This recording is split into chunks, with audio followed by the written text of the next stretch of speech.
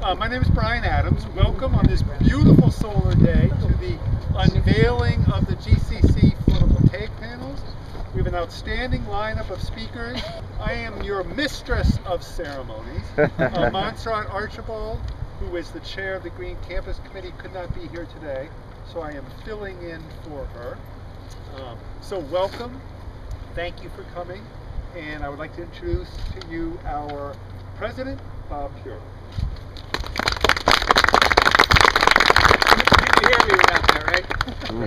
So there are a bunch of people I'm going to thank today, and in doing that, I just want to make sure that everybody that had a piece of making this happen gets recognized. So for anybody else that you hear me leave out a name, just shout it out. I found a quote that was really interesting for me to find. It was in a book by Al Gore, and he said that about a little over 100 years ago, Thomas Edison was talking to Henry Ford and Firestone, and they were sitting around chatting, and Thomas Edison, who had some impact on energy, said, he said, let me read it so I get exactly the quote right. He said, I'd put my money, he's talking to Henry Ford, and he's talking to Harvey Firestone. He said, I'd put my money on the sun and solar energy. What a source of power. Well, we agree, and we did. There are so many people to thank. Tim Brame helped write some grants to get money. Regina Curtis helped write some grants to get money. Jeff Marks was involved. All of the Green people, all of the Green Committee that was involved, all those folks were there. Brian, Montserrat, Abby's a part of that. Peter's a part of that. Peter Talmadge, who I don't... Is Peter here? He's teaching. He's teaching. Peter Talmadge is here. I was just had a lunch yesterday with one of the leaders of the community who said as they were purchasing a house, the first call they made was to Peter Talmadge, who is considered an expert in the field of solar systems and solar energy. And so we continue to have the faculty here that our community and our Commonwealth look to for information. The fact that they are our faculty helping us learn about how to be on the road to a more sustainable future is enormously helpful. So there's really three different reasons why we want to do this work. Certainly to reduce our traditional energy use and increase our diversification in energy systems. And in so doing that, we're certainly decreasing our costs, but we're also being smarter about how our energy use impacts our environment. We want to have many different energy systems available for our students so that you could walk out and see the system. You could go over to a wood pellet system. You could walk over and see the geothermals. That diversification is certainly smart for us as a college, but it's also great as a learning tool. We also want to work at our commitment to follow the lead that our students and our faculty in Teresa Jones's classes and Brian's classes and Peter Talmadge's classes, that all of you who are in those classes and learning through the Peace and Social Justice program how sustainability is defined in many different ways.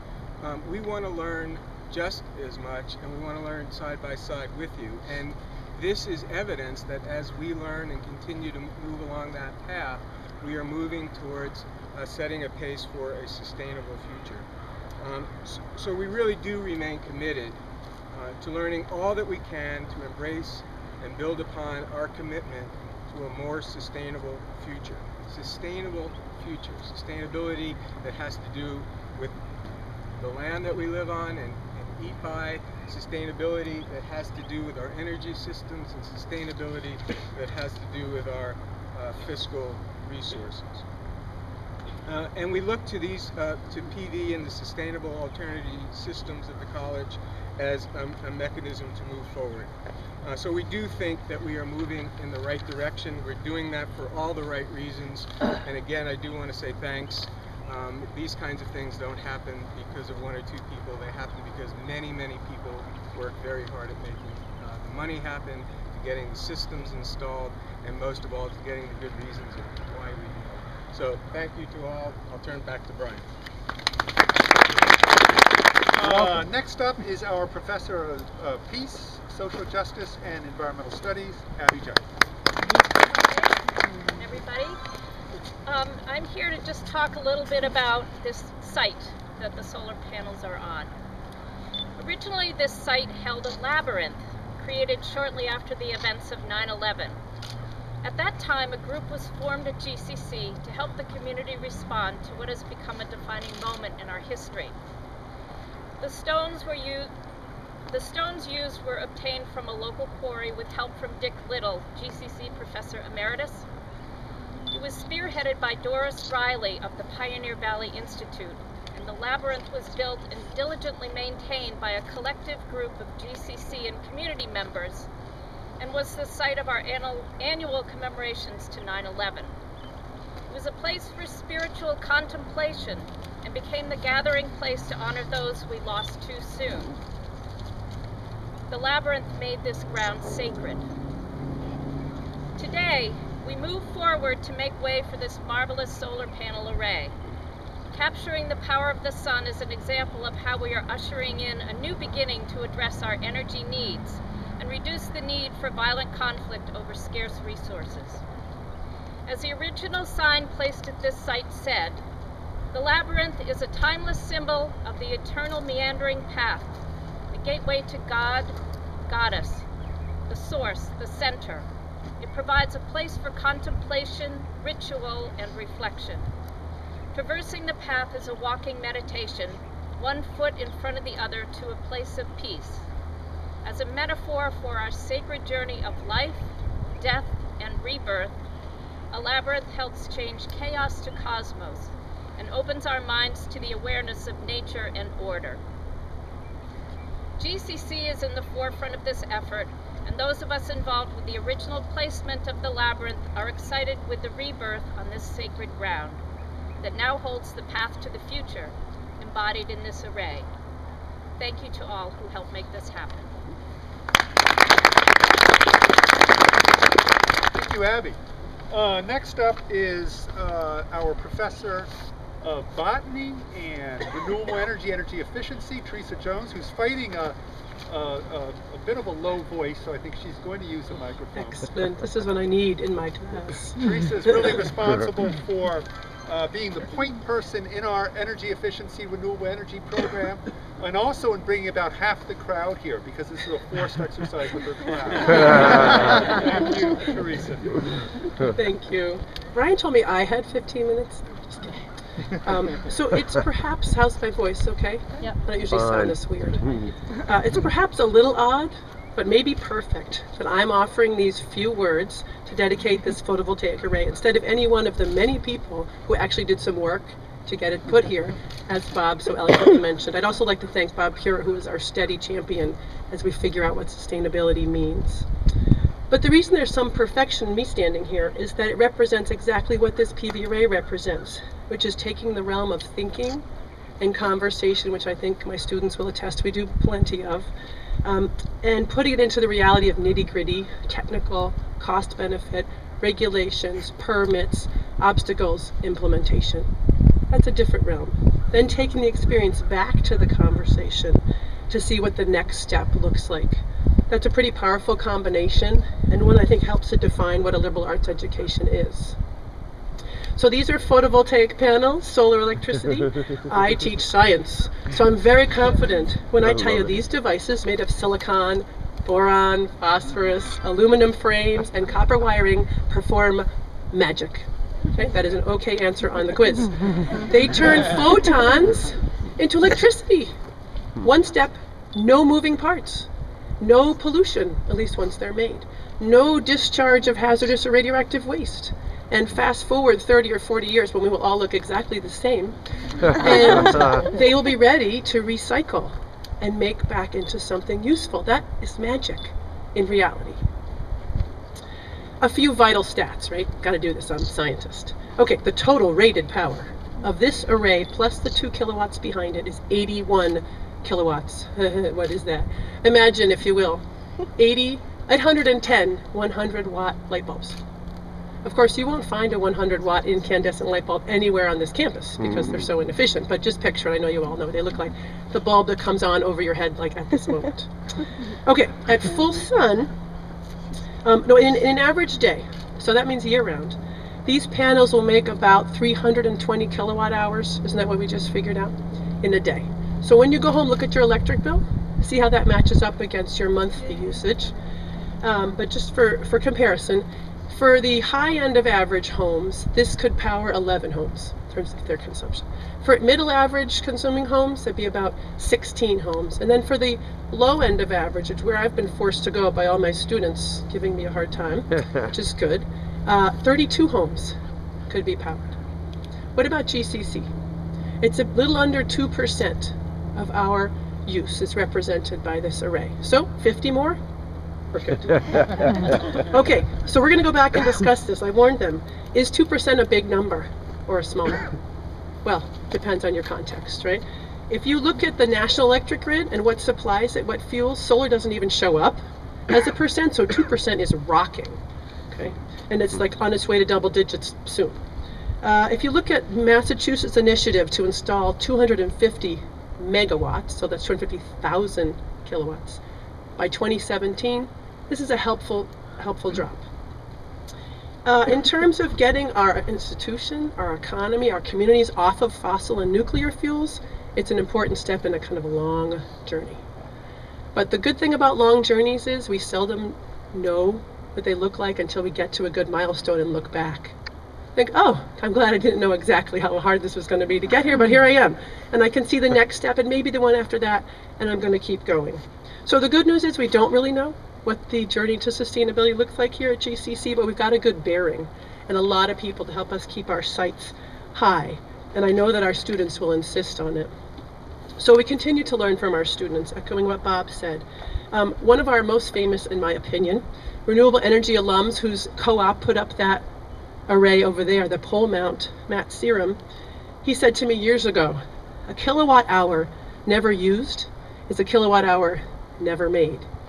So the least expensive, least damaging kind of energy is energy efficiency. So we need nothing short of an efficiency revolution. And we have the capacity to do it right now. I just read a report, this is what I read for pleasure reading, from the American Council for an Energy Efficient Economy, lots of vowels. They reported if we invest in efficiency the same way we're investing in new technologies and new generation, we can cut energy consumption by 60%, 60, by 2050. Right now we're projected to increase by 70% by 2050. Math people, do a math problem with that. What's the gain there? It is awesome. What is awesome is $400 billion a year saved. That's $2,600 for every household in Franklin County. That's a year. That's pretty far away to a GCC education every year. And then 2 million net jobs wouldn't hurt nationally either. Okay, there's some things we do know. At GCC, we'll continue to take steps toward increased efficiency, like the many upgrades to this building, to the roofs in that building, to the core, to the recycling, to the local food initiatives, to the composting. It goes on and on and on. Thank you, Green Campus Committee. We will continue to be held accountable by our students and ourselves to implement what we talk about. And we will continue to ask ourselves, our students, our faculty, our staff, to reflect on our habits, our practices that we follow that each have an incremental but profound impact on our energy footprint. So PV arrays and other energy sources on site, like the pellets, thank you Sandra for giving us a half an hour, they put our energy consumption right where we see it every day. We have to think about it. It places energy and sustainability at the center of our commitment to the future of this place and its people. And that wonderful, messy, shared process of learning, thinking, and acting, how to make the future worth living into. So please join us. Thank you, Teresa. And last up, before we have our official vine cutting ceremony, is Trevor Kearns. Trevor is a professor of English and a wonderful environmentalist who incorporates so many themes of environmentalism into his English classes. He closed with a brief but illuminating poem. So this is a poem by Hafiz, or Hafiz. He was a 14th century Persian mystic and poet. You know, where Iran is now. This is where he lived and wrote. And you know, to me, there's a couple of things going on in this poem. I think my commentary is going to be longer than the poem itself, so just bear with me, right? There's a couple of things going on in this poem. One of which is an acknowledgement of the generosity of existence itself. There are wonderful possibilities that are always unrealized, and you know, sometimes they get realized. So that's one thing happening in this poem. Another thing that occurs to me when I read this poem is it could also be talking about education. So I'm going to read this and think about that. The sun as, you know, an education you might be receiving at GCC and what you're going to do with that in the future. Right? So it's a very short poem. Usually he didn't title his poem, so conventionally we take the first line of the poem as the title. This poem is entitled The Sun Never Says. Even after all this time, the sun never says to the earth, "You owe me." Look what happens with a love like that. It lights the whole sky.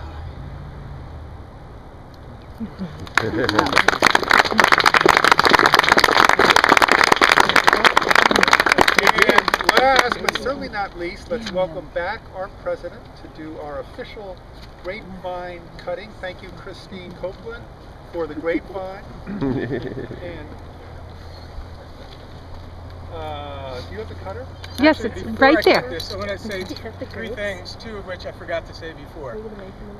One, John Tilton has been a reporter here for a while, and he did not expect me to say this, but you know, we live at a time when so many small newspapers get gobbled up by corporate entities, and so the voice that we read or hear or listen to is often funneled through some corporate value system.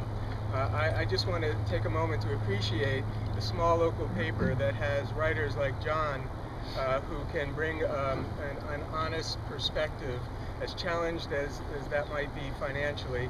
And John's leaving. He's going off to work in D.C. with Senator Leahy, and we wish him well, and thank you very much, John. The other thing I want to say is what we all want to do is collectively work at making sure that what we have the opportunity to provide here on campus and what hospitals and schools and larger businesses are able to do, we want to make that as affordable for people in their homes as we can get towards. And I know we're moving in the right direction, but that needs to be on our agenda collectively to make these systems and these alternative energy systems available for home use at affordable rates. And the last thing I want to do is can we just stop for a second and just maybe just for a second look up at the sun, and I think there'll be a moment when we'll get why sun is so wonderful. Okay.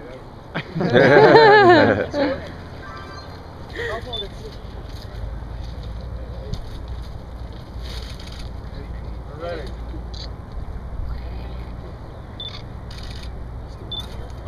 Hey!